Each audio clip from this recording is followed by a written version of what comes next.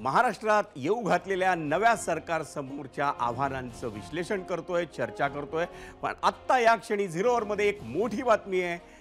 नवी दिल्लीत केंद्रीय गृहमंत्री अमित शाह यांची भेट घेण्याआधी देवेंद्र फडणवीस हे अजित पवारांच्या भेटीला पोहोचलेले आहेत। थोड्याच वेळात अमित शाह यांच्यासोबत महाराष्ट्रातल्या महायुतीच्या 3 नेत्यांची बैठक होणार आहे। त्यात देवेंद्र फडणवीस, अजित पवार आणि एकनाथ शिंदे हेही असणार आहेत।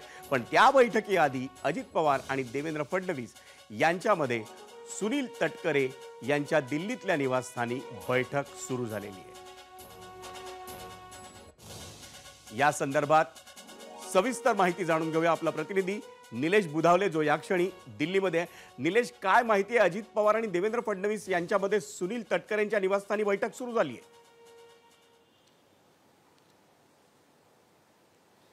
विजय, अतिशय महत्त्वाची आणि आत्ताच्या घडीची मोठी बातमी ही म्हणावी लागेल, कारण काही वेळापूर्वीच सुनील तटकरे यांच्या जीआरजी रोड परिसरात असणाऱ्या घरी देवेंद्र फडणवीस पोहोचलेले आहेत। खरं तर देवेंद्र फडणवीस महाराष्ट्राचे मुख्यमंत्री व्हावेत यासाठी मोठ्या प्रमाणामध्ये सध्या महाराष्ट्रामध्ये लॉबिंग सुरू असल्याचं पाहायला मिळतंय। किंबहुना केंद्रीय नेतृत्वात देखील अशाच पद्धतीची चर्चा आहे की कदाचित देवेंद्र फडणवीस मुख्यमंत्री होऊ शकतात। तत्पूर्वी देवेंद्र फडणवीस केंद्रीय गृहमंत्री अमित शाह यांना काही वेळापूर्वीच महायुतीचे 3ही घटक पक्षांचे नेते जे आहेत ते भेटायला जाणार आहेत आणि तत्पूर्वी ते थेट अजित पवारांच्या भेटीला या ठिकाणी आल्याचं आपल्याला पाहायला मिळतंय। अजित पवार महायुतीतले एक घटक पक्ष आहेत आणि दुसरी महत्त्वाची बाब अशी आहे की अजित पवारांना आधीच भाजपला मुख्यमंत्री करण्यासंदर्भामध्ये पाठिंबा देऊन टाकल्याचं देखील पाहायला मिळतंय। यासोबतच एकनाथ शिंदे यांनी देखील काल पत्रकार परिषद घेतली आणि नरेंद्र मोदी आणि अमित शहा जे निर्णय घेतील तो आम्हाला मान्य असेल अशा पद्धतीची त्यांना थेट घोषणा केली होती। आणि आता देवेंद्र फडणवीस मुख्यमंत्री होणार का ही चर्चा सुरू असताना आत्ताची घटक पक्षातल्या नेत्यांसोबतची ही चर्चा अतिशय महत्त्वाची म्हणावी लागेल। खरं तर राष्ट्रवादी काँग्रेस पक्षानं महायुतीच्या बैठकीला जाण्यापूर्वी काही प्रस्ताव ठेवला होता, त्या प्रस्तावावरची देखील ही चर्चा असू शकते। राष्ट्रवादी काँग्रेस पक्षाच्या वतीनं 8 कॅबिनेट किंवा 4 राज्यमंत्री त्यासोबत द्यावीत किंवा 9 कॅबिनेट आणि 3 राज्यमंत्री द्यावीत अशा पद्धतीचा प्रस्ताव ठेवलेला आहे। यासोबतच केंद्रीय पातळीवरच्या मंत्रिमंडळ विस्तारामध्ये देखील 1 कॅबिनेट पद द्यावं अशा पद्धतीची त्यांची मागणी आहे। या संदर्भात काही चर्चा होते का हे देखील पाहणं महत्त्वाचं राहणार आहे। दुसरी आणखीन एक बाब अशी आहे की एकनाथ शिंदेची शिवसेना देखील केंद्रीय मंत्रिमंडळ विस्तारामध्ये जागा मागते, तर त्यांना देखील ती जागा मिळते का हे देखील पाहणं महत्त्वाचं राहणार आहे। यासोबतच आजच जी बैठक होणार आहे त्या बैठकीमध्ये प्रामुख्यानं महामंडळांच्या वाटपासंदर्भात देखील निर्णय होण्याची दाट शक्यता आहे। त्यामुळे महामंडळं असतील, यासोबतच मंत्रिपदं असतील आणि ती मंत्रिपदं कुणाला मिळणार, कोणती खाती मिळणार, कारण प्रत्येक पक्ष जो आहे तो कुठं ना कुठं चांगलं खातं आपल्या पदरात पडावं यासाठी प्रयत्नशील असल्याचं पाहायला मिळतंय। या ठिकाणी निलेश, या बातमीतनं बातचीत करण्याचा प्रयत्न करणार सर, काय सांगाल? आपण पाहतो प्रफुल्ल पटेल आता सुनील तटकरेंच्या निवासस्थानी पोहोचलेले आहेत आणि आता एकत्रितरित्या राष्ट्रवादी काँग्रेस पक्ष आणि भाजपचे देवेंद्र फडणवीस यांच्यासोबत बैठक सुरू झाल्याचं आपल्याला पाहायला मिळत आहे। आत्ताच्या घडीची ही महत्त्वाची आणि एक्सक्लुझिव्ह बातमी फक्त एबीपी माझावर आपण पाहतोय। या बैठकीच्या माध्यमातून आता अमित शहाच्या बैठकीमध्ये काय होऊ शकतं किंवा कोणकोणती खाती मिळू शकतात या संदर्भातली देखील चर्चा जी आहे ती होताना पाहायला मिळणार आहे। केंद्रीय मंत्रिमंडळ विस्तारामध्ये प्रफुल्ल पटेलांची कुठेतरी कॅबिनेट मंत्रिपदी वर्णी लागावी अशी मागणी आहे, त्यामुळे ती मागणी पूर्ण होते का हे देखील पाहणं महत्त्वाचं राहणार आहे। काही वेळामध्येच हे सर्व जे वरिष्ठ नेते आहेत हे केंद्रीय गृहमंत्री अमित शहांना भेटायला जातील आणि त्या भेटीमध्ये या सर्व मंत्रिमंडळ विस्तारासंदर्भात चर्चा होताना आपल्याला पाहायला मिळणार आहे। निलेश, कदाचित दिल्लीमध्ये वातावरण थंड होतंय, पण त्या वातावरणात महाराष्ट्रातल्या राजकारणाची गरमागरम चर्चा होते। त्या उभेची धग इथपर्यंत बातम्यांच्या स्वरूपात पोहोचू दे। या बातमीवर, राजकीय घडामोडींवर लक्ष ठेवून राहा। आणि झिरो अवरमध्ये पुन्हा एकदा आपण वळूयात महायुती सरकार समोर असलेल्या आव्हानांच्या चर्चेकडे। मंडळी, राज्यात अधिकाधिक गुंतवणूक आणायची असेल तर दळणवळणाच्या पायाभूत सुविधांचं जाळं उत्तम असणं आवश्यक असतं आणि त्या मुद्द्यावर आपल्याला नुकतंच मंदार गोंजारीने पण सांगितलं। नागपूर मुंबई समृद्धी महामार्ग हे त्याचंच एक उत्तम उदाहरण आहे। पण असे अनेक मोठे प्रकल्प वेगानं राबवण्याची राज्यात गरज आहे। पुण्याचा रिंग रोड प्रकल्प असो किंवा निवडणुकीआधी रद्द केलेला नागपूर गोवा शक्तिपीठ महामार्ग असो, मुंबईतील वांद्रे विरार कोस्टल रोड असो किंवा विरार अलिबाग कॉरिडॉर असो, मुंबई गोवा महामार्ग असो किंवा प्रस्तावित पुणे बंगळुरू एक्सप्रेस वे असो, हे प्रकल्प लवकरात लवकर जनतेच्या सेवेत येण्याची नितांत गरज आहे। कारण औद्योगिकरण आणि निर्यात वाढवायची असेल तर माल हा वेगानंच पोहोचवावा लागतो। मात्र राज्यातील अनेक अतिमहत्त्वाच्या महामार्गांवर सतत मोठी वाहतूक कोंडी असते। उदाहरणार्थ पुणे बंगळुरू महामार्गावरील पुणे बायपास वीकेंडला अनेकदा रावेत ते कात्रज बोगदा हा टप्पा पार करायला 1.5 ते 2 तास लागतात. हे उद्योगांना अजिबात परवडणारं नसतं. त्यासाठी पुण्याचा रिंग रोड युद्ध पातळीवर पूर्ण करणं हे गरजेचं आहे. मुंबई पुण्याचा विचार केला तर सार्वजनिक वाहतूक व्यवस्था वेगानं सुधारण्याची गरज आहे. मुंबईत अनेक मेट्रो मार्गांचं काम अतिशय संथ गतीनं सुरू आहे. हे मेट्रो मार्ग खुले झाल्याशिवाय मुंबईतील वाहतूक कोंडी कमी होण्याची सुतराम शक्यता नाही. हाच मुद्दा पुण्यालाही लागू होतो. म्हणूनच नव्या सरकारमध्ये शहर विकास, MMRDA आणि MSRDC ही खाती अतिशय कार्यक्षम आणि दूरदृष्टी लाभलेल्या नेत्यांकडे देण्यात येण्याची आवश्यकता आहे. कारण आपल्याला आजच्या गरजा जर भागवायच्या आहेतच, पण उद्याचा महाराष्ट्र घडवण्यासाठी त्याची पायाभरणीही करायची आहे. महाराष्ट्राच्या पायाभूत सुविधा हे नव्या सरकारसमोरचं किती मोठं आव्हान असेल याची चर्चा करूया आपल्या प्रतिनिधीसोबत. आणि त्यासाठी आपल्यासोबत आहे नागपूरमधून रजत वशिष्ठ. रजत, नव्या सरकारसमोर पायाभूत सुविधा निर्माण करण्याचं, ते जाळं निर्माण करण्याचं आव्हान किती मोठं आहे? नक्कीच विजय सर, खूप मोठं आव्हान महायुतीच्या नव्या सरकारसमोर राहणार आहे पायाभूत सुविधांचा जाळं निर्माण करण्यासंदर्भातलं. मात्र या सरकारचं नेतृत्व जे करतील असं म्हटलं जात आहे ते देवेंद्र फडणवीस इन्फ्रास्ट्रक्चर मॅन म्हणून ओळखले जातात. त्यामुळे नक्कीच त्यांच्या सरकारमध्ये किंवा महायुतीच्या येणाऱ्या या सरकारमध्ये पायाभूत सुविधांकडे लक्ष दिलं जाईल अशी अपेक्षा आहे. मात्र पायाभूत सुविधांकडे सरकार जरी लक्ष देणार असलं तरी अनेक आव्हानं सरकारसमोर राहणार आहे.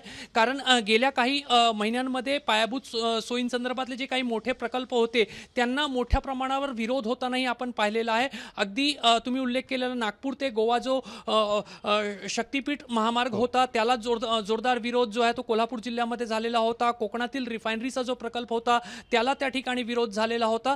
त्यामुळे जे राजकीय दृष्टिकोनातून किंवा स्थानिक नागरिकांकडून जे होणारे विरोध आहे ते विरोध जे आहेत त्यांना सामोरं जात पायाभूत सोयींचा जो जाळा आहे तो तीव्रतेनं वाढवणं सरकारसमोर एक महत्त्वाचं आव्हान राहणार आहे. सोबतच महाराष्ट्रामध्ये FDI मोठ्या प्रमाणावर येते. मात्र FDI मोठ्या प्रमाणावर येणं एक बाब झाली, मात्र प्रत्यक्षात त्याच्याशी निगडीत असलेले किंवा ती गुंतवणूक ज्या प्रकल्पांसाठी आलेली आहे ते प्रकल्प महाराष्ट्राच्या भूमीवर उभं राहणं ही एक दुसरी बाब आहे. आणि या दुसऱ्या बाबीकडेच सरकारला जो आहे तो जास्त लक्ष द्यावं लागणार आहे. तुम्ही वेगवेगळ्या प्रकल्पांचा उल्लेख केलेलाच आहे. मी आणखी एका वेगळ्या प्रकल्पाकडे लक्ष वेधू इच्छितो. गडचिरोलीला सरकारनं आम्ही त्याला महाराष्ट्राचाच नव्हे तर भारताचा स्टील हब बनवू अशी घोषणा केलेली आहे. आणि गडचिरोली जिल्ह्यामध्ये मोठ्या प्रमाणावर लोहखनिजाचे साठे जे ते सापडलेले आहे. मात्र त्या लोहखनिजाचा उपयोग होण्यासाठी तो लोहखनिज गडचिरोलीच्या बाहेर आणणं आवश्यक आहे. आणि त्यासाठी रस्त्यांचा जाळा असेल किंवा रेल्वेचा प्रकल्प राबवणं आवश्यक आहे. त्या प्रकल्पांची गती, कारण महाराष्ट्रामध्ये औद्योगिकरणाची गती वाढवायची असेल तर अशा पायाभूत सुविधा जे आहेत ते निर्माण करणं आवश्यक आहे. ज्या पद्धतीने सध्या निवडणुकीचे निकाल आलेले आहे, जे विरोधक आहे ते काही अंशी बॅकफूटवर गेलेले आहे. आणि विरोधकांना जर कमबॅक करायचा असेल तर जे काही प्रकल्प आहे आणि त्यांना स्थानिकांचा विरोध होत आहे त्या विरोधाला कुठंतरी राजकीय दृष्टिकोनातून विरोधकांकडून एक धार दिली जाईल का, तोही एक प्रश्न सध्याच्या विद्यमान सरकारसमोर राहणार आहे. त्यामुळे फक्त गुंतवणूकच नाही तर प्रकल्पांची अंमलबजावणी हा एक महत्त्वाचा आव्हान राहणार आहे. आणि सोबतच प्रकल्पांना होणारा जो विरोध असतो आणि राजकीय दृष्टिकोनातून तो विरोध जो वाढवला जातो तोही एक येणाऱ्या सरकारसमोरचं महत्त्वाचं आव्हान राहणार आहे. विजय सर, धन्यवाद रजत या सविस्तर विश्लेषणाबद्दल. तर रजतकडनं आपण समजून घेत होतो नव्या सरकारसमोर पायाभूत सुविधांचं जाळं निर्माण करण्याची जी आव्हानं आहेत ती किती मोठी आहेत ते तर आपण समजून घेतलं. पण मंडळी, 0 ओव्हरमध्ये आता वेळ झाली आपल्या आजच्या पहिल्या प्रश्नावर ABP माझाच्या प्रेक्षकांनी दिलेल्या प्रतिक्रिया जाणून घेण्याची. आणि या प्रश्नावर हजारो प्रेक्षकांनी विविध सोशल मीडिया प्लॅटफॉर्म्सवर आपली प्रतिक्रिया व्यक्त केली आहे. त्यापैकी निवडक प्रतिक्रिया आपण पाहूयात आणि त्यासाठी जाऊयात मीडिया सेंटरला. पण आधी पाहूयात आपला आजचा पहिला प्रश्न काय होता. आपला आजचा पहिला प्रश्न होता, नव्या महायुती सरकारसमोर सर्वात मोठं आव्हान कोणतं असेल? मराठा आरक्षण, आर्थिक घडी बसवणं की रोजगार निर्मिती, असे 3 पर्याय होते त्यावर. आणि या प्रश्नावर आलेल्या प्रतिक्रिया X वर राजेंद्र पाटील म्हणतायत तिन्ही प्रश्न महत्त्वाचे आहेत.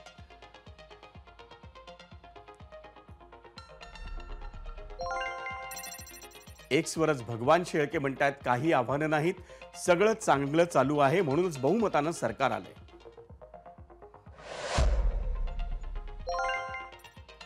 X वरच मिलिंद पाटेकर म्हणतायत लाडकी बहीण योजनेबद्दल दिलेली आश्वासनं पूर्ण करण्यासाठी पैसे कुठून आणणार हा सर्वात मोठा प्रश्न या सरकारसमोर असेल. यूट्यूबवरच कल्याण चंदनशिवे म्हणतायत आर्थिक घडी बसवणं हा सगळ्यात महत्वाचा मुद्दा आहे. कल्याण चंदनशिवे म्हणतायत. यूट्यूबवर शोभा मोप म्हणतायत व्यवसाय सुरू करण्यासाठी कमी व्याजदराने पैसे उपलब्ध करून देण्यात यावेत.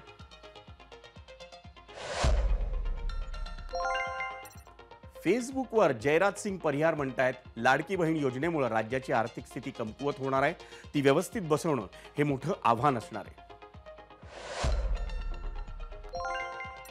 एक्सवर योगेश कळम म्हणतायत लाडकी बहीण योजनेचा राज्याच्या तिजोरीवर येणारा भार सांभाळणं हे मोठं आव्हान असणार आहे. फेसबुकवर गोविंद मिरे म्हणतायत मंत्रिपद कुणाला द्यायचं, कुणाची नाराजी दूर करायची हेच मोठं आव्हान आहे.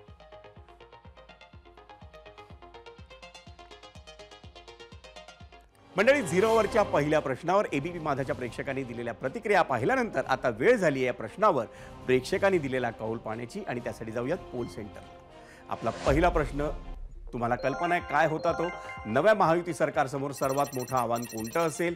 यूट्यूबवर एकूण मतं आली आहेत 1 लाख आणि 57% प्रेक्षकांना वाटतंय मराठा आरक्षण, 19% प्रेक्षकांना वाटतंय आर्थिक गडी बसवणं हे आव्हान आहे, तर 24% म्हणतायत रोजगार निर्मिती.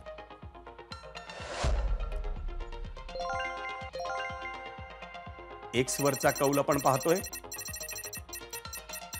23% म्हणतायत मराठा आरक्षण, 49% म्हणतायत आर्थिक घडी बसवणं हे सगळ्यात मोठं आव्हान असेल आणि 28% म्हणतायत रोजगार निर्मिती. इंस्टाग्रामवरचा कौल आपण पाहतोय त्यांना काय वाटतंय सर्वात मोठं आव्हान कोणतं असेल, तर 54% प्रेक्षक म्हणतायत मराठा आरक्षण, 19% म्हणतायत आर्थिक घडी बसवणं आणि 27% म्हणतायत रोजगार निर्मिती.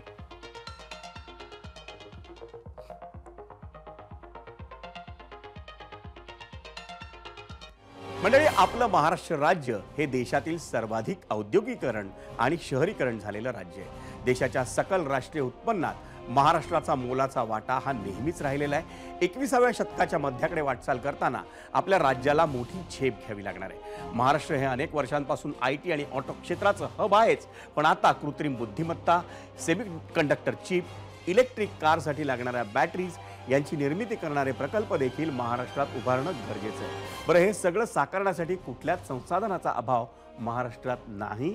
प्रश्न आहे तो फक्त राजकीय इच्छाशक्तीचा आणि प्रशासकीय सहकार्याचा. प्रकल्पाच्या फाईल्स आल्या की त्या युद्ध पातळीवर मंजूर होणं गरजेचं आहे, कारण भविष्यासाठी सज्ज असा महाराष्ट्र घडवायचा असेल तर वर्तमानात जादा मेहनत घ्यावी लागणार आहे. हे कोणालाही विसरून चालणार नाही. एबीपी माझा, उघडा डोळे बघा नीट.